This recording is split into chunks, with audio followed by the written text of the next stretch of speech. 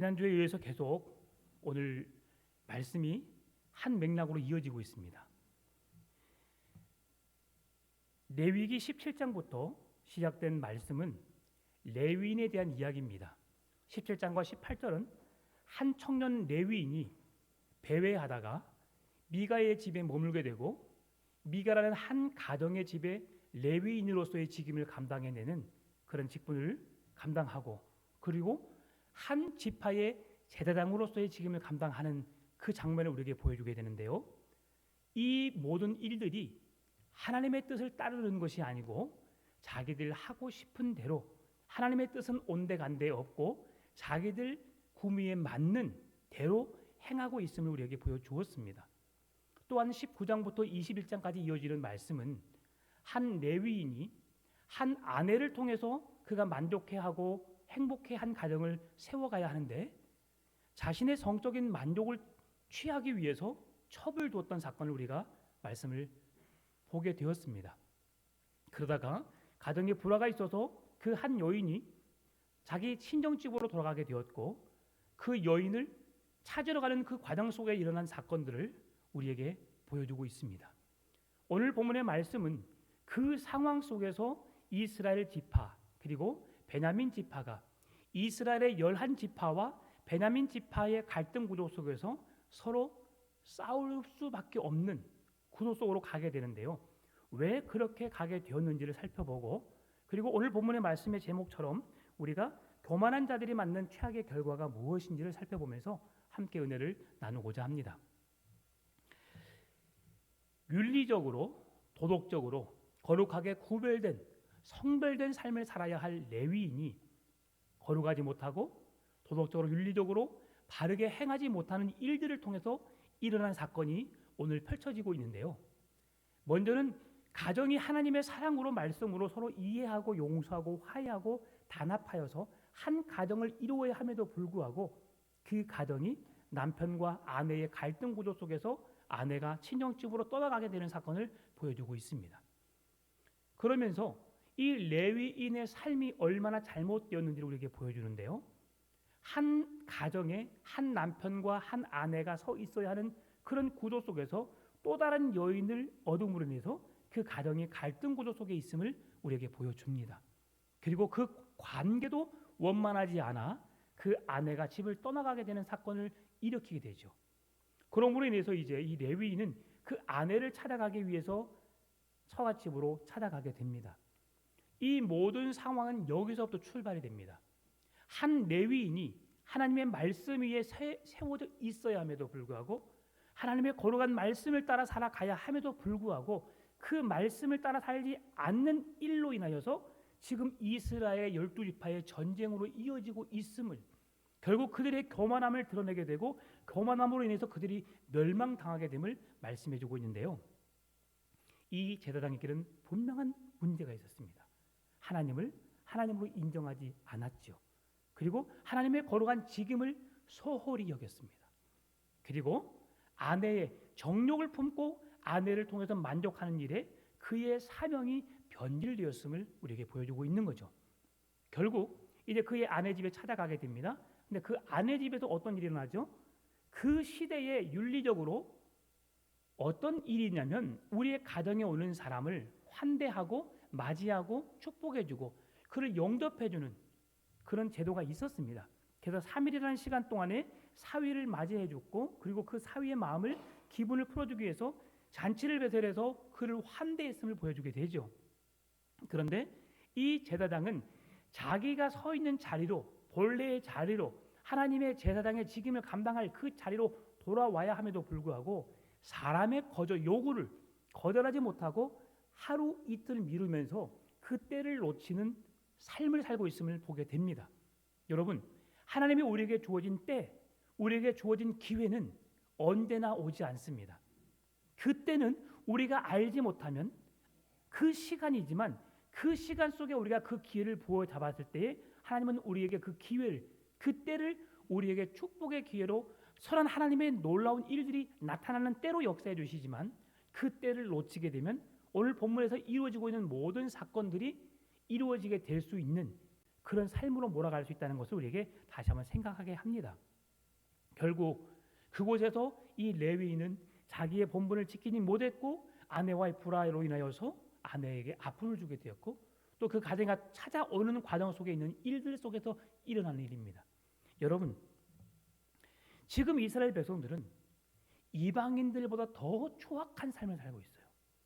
하나님이 없는, 하나님과 전혀 관계되지 않는 삶을 살고 있습니다. 이 삶을 어디서 보여주느냐? 이 레위인이 자기 아내를 취하여서 밤중에, 밤이 되기 전에 자기 집으로 가기 위해서 장인 집을 떠나게 되잖아요. 그러면서 이방인 지역에 머무르니까 내가 하나님의 백성으로 이방인 지역에 머무를 수 없겠다 생각해서 그는 다시 베냐민 지파 땅, 기브아 땅에 머물게 되죠. 기브아에서 다른 지역으로 더 한 시간 더 가고 싶었지만 기브아에 도착하게 되니까 해가 지게 되었어요. 그러니 더 이상 움직일 수 없는 상황이어서 그곳에서 거하게 됩니다. 그런데 이스라엘 백성들이 어떤 삶을 살고 있느냐? 이스라엘 백성들은 나그네 환대법이라고 하는, 나그네가 자기 가정에 자기 동네에 찾아오게 되면 그를 위해서 마음껏 환대하여서 접대하고 먹을 걸 제공해주고 그의 필요를 채워줄 수 있는 손님 접대를 따뜻하게 행해야 했습니다. 그런데 해가 지고 밤이 되어가는 과정 속에서도 그 베냐민 동네, 베냐민 기브아에 살고 있는 베냐민 지파 사람들은 그 어느 누구도 나와서 그들을 환대하지 않았다는 거죠. 그리고 더 기뻐가는 무렵에 노인이 밭에서 일을 하다가 찾아옵니다. 그리고 그가 말합니다. 나는 베냐민 지파 사람이 아닌 다른 나라에서 여기로 와서 살고 있는 이방인의 나그네에 불과하다. 그렇지만 당신을 내가 우리 집으로 영접하여서 당신을 섬기겠노라. 그러면서 집으로 데려가죠. 여기까지는 매우 좋습니다. 이스라엘 백성들도 하나님 말씀에 따라서 행하지 않는 나그네를 환대하여서 자기 집에 영접하게 되는 거죠. 그런데 이때에 어떤 일이 벌어집니까? 그 가정에 찾아온 불량배들로 인하여서 그 가정에 문제가 일어나게 됩니다. 그 집을 찾아왔던 레위인을 불량배들이 내게로 데려오라. 내가 그를 취하여 성적인 향락을 누리겠다고 말합니다. 동성애의 법이, 동성애의 악행이 일어나고 있는 그 시대, 버젓이 그것이 사회에 만연하게 일어나고 있는, 버젓이 행해지고 있는 행위가 되어버렸습니다. 그런데 이 노인에게 있어서 이 악함을, 그 행함에 있어서 그 일이 얼마나 어리석은지 그리고 하나님이 원하지 않는 망령된 일인지를 그 노인이 알았기 때문에 레위인을 내어주지 않습니다. 그런 대신 무슨 일이 일어나요? 그를 내어주지 않고 그의 딸과 아내를 내어주겠다고, 그 첩을 내어주겠다고 말합니다. 이 사건을 통해 우리가 살펴볼 수 있는 게 뭐냐면 레위인도 잘못되었고 노인이 이스라엘 백성들이 행하지 않는 일들을 행하기 위해서 나그네를 환대하고 접대했지만 결국 이 망령된 일을 불량배들만 행하는 것이 아니고 노인도 동일하게 행하고 있다는 거예요. 레위인을 지키기 위해서, 그를 내어주지 않기 위해서 망령된 일을 행하는 것을 막는 것처럼 보이지만 실제로는 그 망령된 일이라고 하는 것은 뭐냐면 하나님 앞에 동성애를 범하는 것뿐 아니라 간음하고 그리고 독한 말을 하고 독설을 하고 악한 말을 하는 그 자체, 망령된 말을 하는 그 자체도 다 그 망령된 일이라고 성경에서 말해주고 있거든요. 그래서 간음하고 성적인 폭행을 하고 그리고 그에게 욕설을 하고 그에게 좋지 못한 말을 행하는 것까지도 모든 것이 망령된 일이라는 것이죠. 그런데 그 불량배들에게 자신의 사랑하는 딸이나 아니면 그의 첩을 내어줌으로 인해서 간음하게 하고 성적인 죄를 범하게 하는 그 일에 내어주는 일을 행하고서도 그 노인은 내가 지금 행하고 있는 것이 죄가 아니다. 나는 레위인을 지키기 위해서 내가 망령된 일을 막는 자라고 착각하고 있다는 것입니다. 여러분, 이 상황들을 계속 살펴보면서 우리가 느낄 수 있는 게 뭐냐면 모두가 다 나 중심적인 신앙의 삶을 살고 있다. 내가 하나님의 백성으로서 하나님 앞에 부끄럽지 않는 삶을 살고 있다고 늘 스스로 생각하지만 결국 그것은 착각에 불과하다는 것을 우리에게 깨닫게 하는 겁니다. 여러분, 나그네를 환대하여 그를 영접하라는 말씀이 신명기 10장 17절에서 19절에서 말씀해 주고 있는데요. 너희의 하나님 여호와는 신 가운데 신이시며 주 가운데 주시요 크고 능하시며 두려우신 하나님이시라. 사람을 외모로 보지 아니하시며 뇌물을 받지 아니하시고 고아와 과부를 위하여 정의를 행하시며 나그네를 사랑하여 그에게 떡과 옷을 주시나니 너희는 나그네를 사랑하라. 전에 너희도 애굽 땅에서 나그네 되었음이니라. 아멘. 이스라엘 백성들이 430년 동안 애굽에서 나그네로서 이방인으로서 행하였던 그 아픔을 알기 때문에 하나님은 이스라엘 백성들에게 너희들의 고통을 아픔을 기억하여서 누구든지 나그네 된 자를 환대하고 그를 영접하고 그의 먹을 것을 그의 필요를 채우는 자로 직임을 감당하라라고 말씀하신 거예요. 그런데 지금 베냐민 지파의 기브에 살고 있는 그 모든 백성들은 그 말씀을 까마득히 잊어버리고 있고 그 일을 행하는 자는 한 사람도 찾아볼 수 없다는 겁니다. 여러분, 누가복음 10장 25절에서 37절 말씀 보게 되면 강도 만난 자의 비유를 말씀해 주고 있어요. 여기서 예수님은 이 한 율법사가 누가 나의 진정한 이웃입니까? 라고 물었을 때에 그에게 진정한 이웃이 누구인지를 가르쳐 주면서 말씀합니다. 여러분, 어떤 사람이 예루살렘에서 여리고로 내려가는 그 길을 걷다가 강도를 만납니다. 또 제가 그 길을 다녀왔다는 건 아니겠습니까? 그 길이 진정 성경에 기록된 강도 만난 자의 길인지 모르겠지만 예루살렘에서 여리고로 내려오는 그 길을 제가 보고 왔어요. 한 해발 200m 정도 차이 나는 높은 산지에서 내려오는 비탈길입니다. 그런데 그곳에는 나무들이 많지 않아요. 그리고 거의 바위산들이 많습니다. 그러니까 길을 걸어 내려오다가 바위산에 숨어서 덮치게 되면 도망갈 수가 없습니다. 거의 숨을 수가 없어요. 왜냐하면 다 보이기 때문에 도망갈 수도 없고 숨을 수도 없기 때문에 당연히 강도를 만나면 모든 것을 빼앗기고 그렇게 죽임을 당할 수밖에 없는 상황으로 내몰릴 수 있는 지역이라는 것이죠. 그런데 그 상황 속에서 제사장이 지나갑니다. 레위인이 지나갑니다. 그런데 못 본 채하고 지나가잖아요. 그런데 여행하는 사마리아 사람이 그 강도 만난 자의 사람을 보고 어떻게 행합니까? 그에게 기름을 발라주고 약을 치료해주고 자기가 타고 가야 할 나귀에 그 사람을 싣고 여관으로 데려갑니다. 그리고 그의 생명을 보호해주죠. 이 시대 속에서 여러분, 이 선한 사마리아인의 비유, 강도 만난 자의 비유 속에서 핵심이 뭔지 아십니까?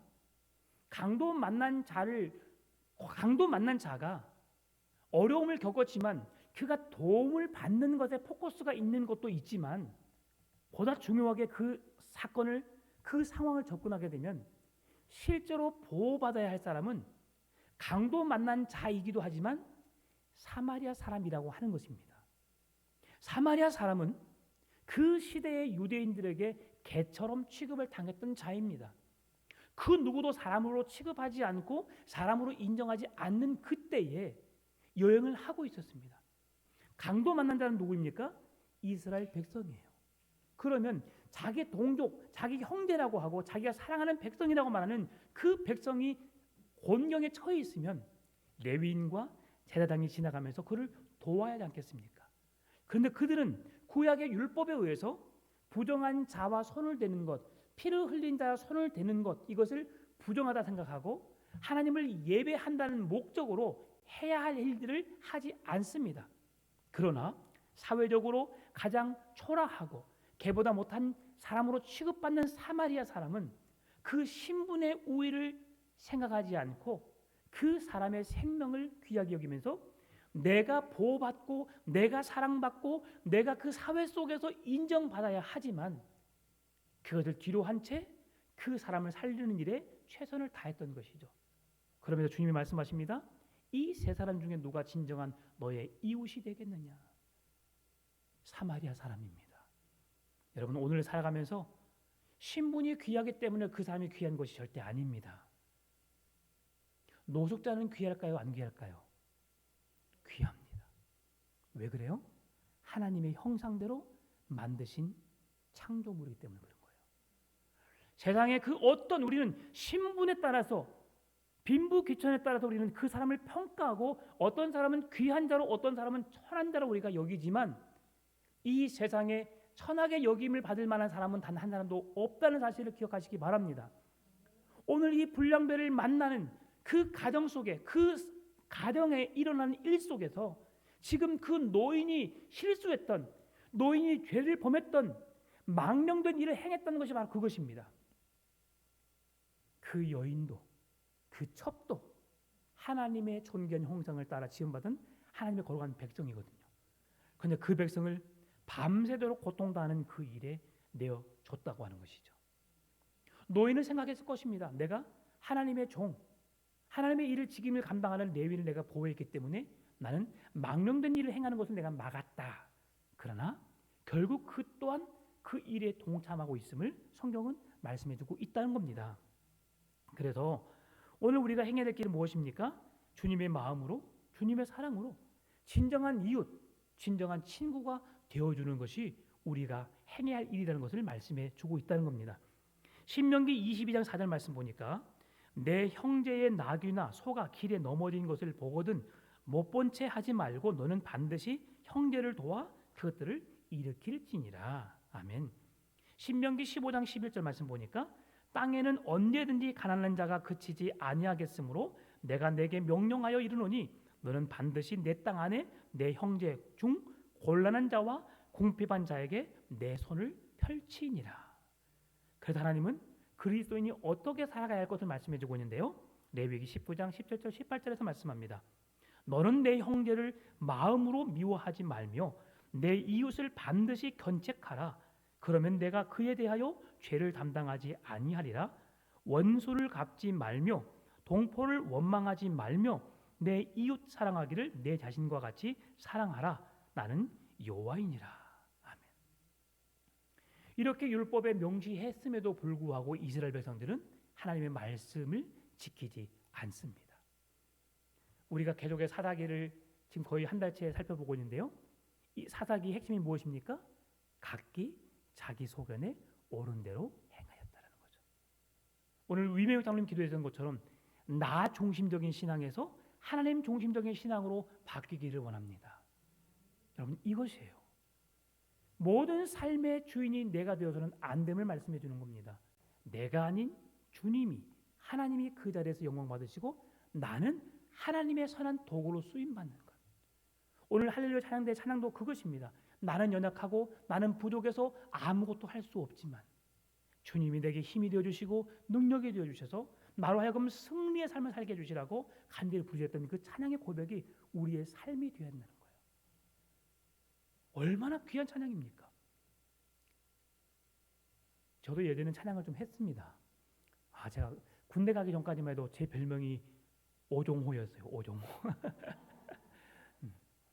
그 테너에서 제가 솔 라까지도 그냥 얼굴 인상 찌푸리지 않고 제가 그냥 나도 그냥 기본으로 질릴 수 있는 사람이었습니다. 그런데 군대 가서 목소리를 베려버렸어요. 뭐 너무 군기 바짝 들어서 소리를 막 지르다가 이제는 솔도 안 올라가더라고요. 네, 그래서 참 제가 많이 아파요. 이런 찬양을 함께하면 얼마나 좋을까. 저는 찬양을 너무 좋아해요. 제가 한 가지 단점이 있습니다. 박치예요, 박치. 음은 제대로 잡는 것 같은데 박자를 못 맞춰요. 그렇지만 나름의 또 은혜가 있더라고요. 근데 이런 찬양을 부른다는 게 쉽지 않은 겁니다. 오늘도 하나님이 부르면서 너무 부른데 얼마나 주님 기뻐하실까. 예. 우리가 나 중심에서 하나님 중심으로 세워져 가는 것. 이것이 우리가 서야 할 일입니다. 레위는 이들과 달라야 했어요. 망령된 일을 행하지 않아야 했습니다. 그런데 레위인이 어떻습니까? 불량배들이 자기를 내어달라고 했지만 자기가 가지 않는 대신 다른 희생자가 생겼음에도 불구하고 이 레위인은 눈 하나 깜짝하지 않았어요. 오늘 본문 아니지만 지난 시간에 봤던 사사기 19장 26절에서 28절 말씀 읽어드릴게요. 동틀 때의 여인이 자기 주인이 있는 그 사람의 집 문에 이르러 엎드러져 밟기까지 거기 엎드러져 있더라. 그의 주인이 일찍이 일어나 집 문을 열고 떠나고자 하더니 그 여인이 집 문에 엎드러져 있고 그의 두 손이 문지방에 있는 것을 보고 그에게 이르되 일어나라. 우리가 떠나가자 하나 아무 대답이 없는지라 이에 그의 시체를 나귀에 싣고 행하여 자기 곳에 돌아가서. 얼마나 마음 아픈 일이 일어나고 있습니까?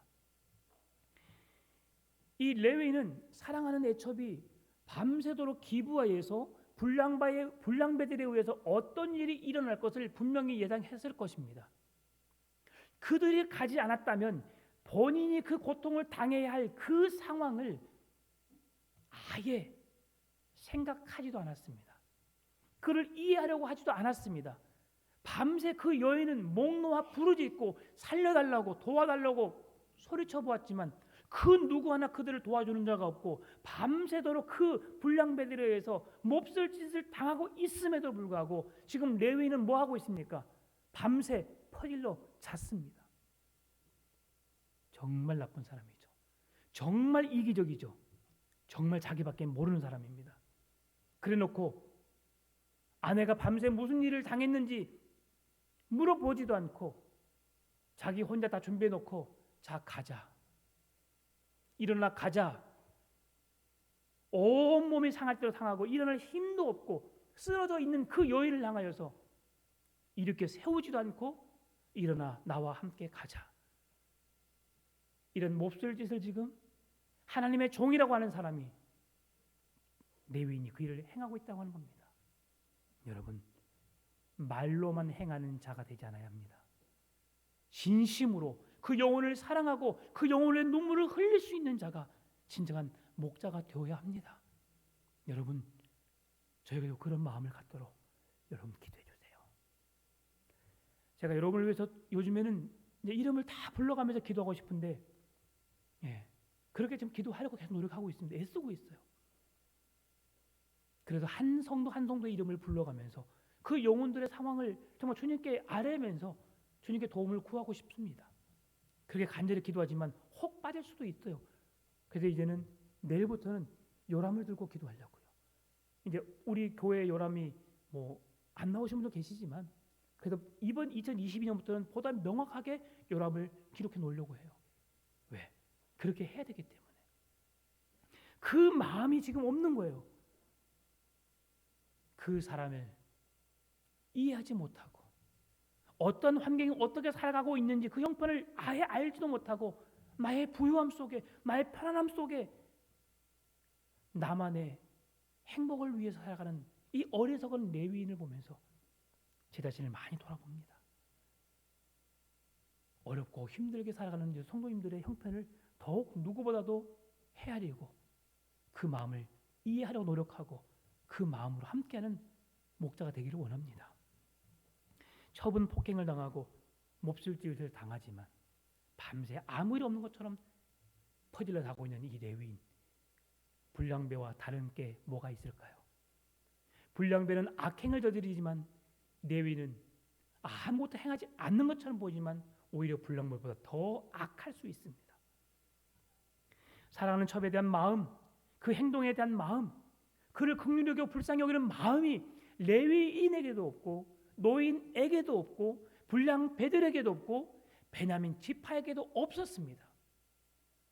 그리고 그 여인은 생명을 잃어가면서까지 아마 주님의 은혜를 구하지 않았을까. 주님, 내 영혼을 주님께 부탁드립니다.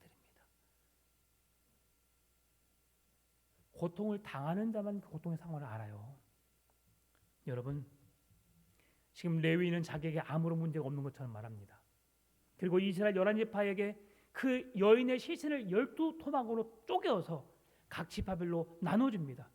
그리고 그 일을 자기 아내가 당한 일을 자기는 머리카락 하나 상하지 않고 아무런 해를 입지 않았음에도 불구하고 11지파의 족장들에게 보내면서 어떻게 말합니까? 내가 내 아내와 함께 이런 끔찍한 일을 당했다. 베냐민 지파에 대한 응징을 요구하고 있는 겁니다. 하나님이 한 형제요 가족 공동체로 부른 12지파의 형제들 간에 싸움을 불러일으키고 있는 겁니다. 이런 오만한 일을 악행을 저지르고 있음에도 불구하고 이 시대는 그것이 옳고 그른지에 대한 영적 분별력을 상실하고 있습니다. 11지파의 대표들도 그 레위인 한 사람의 말을 들었으면 성경은 그렇게 말합니다. 두세 사람의 증인을 불러와서 그 상황이 정확하게 무엇인지 어떤 상황인지 분별해내고 정확하게 파간 다음에 제사장과 레위인이 그 상황을 점검해 보고 그 다음에 조치할 것을 성경은 말씀해 주고 있어요. 그런데 그렇게 행하지 않아요. 단지 레위인 한 사람의 말만 듣고 노인도 있었습니다. 그의 딸도 있었습니다. 그리고 다른 사람도 분명히 있었을 거예요. 그래서 증인을 세우지 않고 그 레위인 한 사람의 말을 듣고 겸손하지 않는, 그리고 지혜롭지 못한 모습으로 베냐민 지파에게 내가 너희들의 불량배들을 내게 내주라. 그럼 너희들 용서하겠다. 어찌 보면 이 부분까지는 지혜로운 것 같습니다. 그런데 하나님께 기도하고 하나님께 묻지만 이 11지파의 이스라엘 연합군들은 하나님께 기도를 합니다. 그러나 하나님이 명령하신, 하나님이 응답하신 대로 행하지 않아요. 그게 이스라엘 백성들의 문제였습니다. 베냐민 지파도 불량배들 잘못했던 걸 알잖아요. 그러면 불량배들 내어줘서 하나님의 법대로 판결되도록 내어줬으면 되는 문제였습니다. 근데 그들은 내 동족이라고, 내 민족이라고 그들의 죄를 덮어버리고 그들의 죄악이 아무것도 아닌 것 마냥 그들을 대신하여서 이스라엘 연합군과 싸우려고 하는 이 베냐민 지파의 악행 또한 하나님이 오늘 지적하고 있다는 거예요. 이 모든 이들은 다 교만할 대로 교만해져 버렸습니다. 하나님은 온데간데 없고 그들의 눈에 보여지는 이방의 우상들, 그리고 이방의 왕들을 그들의 마음에 옳게 여기면서 그 법도를 따라가고 있는 어리석은 백성들의 현주소를 우리가 보고 있는 겁니다. 사랑하는 성도 여러분, 오늘 말씀을 통해서 우리가 깨달을 것이 무엇입니까? 우리가 생각해 봐야 할 게 무엇입니까? 우리가 옳다게 생각하고 옳다게 여기던 것이 때로는 그것이 하나님의 뜻일 수 있지만 하나님 뜻이 아닐 수 있다는 사실입니다. 우리는 살아가면서 옳은 일을 행하고 있지만 그 옳은 일이 하나님이 원하신 일인지 하나님의 뜻인지를 옳고 그르게 분별해낼 수 있는 영적 분별력이 있어야 한다는 것입니다. 베냐민 지파를 치신 것은 하나님이셨습니다. 그런데 베냐민 지파와 이스라엘 연합군과의 5번의 전쟁이 있었는데요. 2번의 전쟁은 이스라엘 연합군이 패하게 합니다. 40만의 군대와 그리고 10배, 15배가 적은 베냐민 지파의 연합군이었지만 그러나 하나님은 어떻게 합니까? 이스라엘 백성들을 2번을 패하게 해요. 왜요? 하나님의 뜻이 아닌 것을 하나님의 뜻인 것 마냥 착각하고 살았던 잘못된 신앙을 바로 세워주기 위함입니다. 그리고 2번의 패배를 겪고 난 다음에 결국 나머지 3번의 전쟁에서 승리케 하시죠.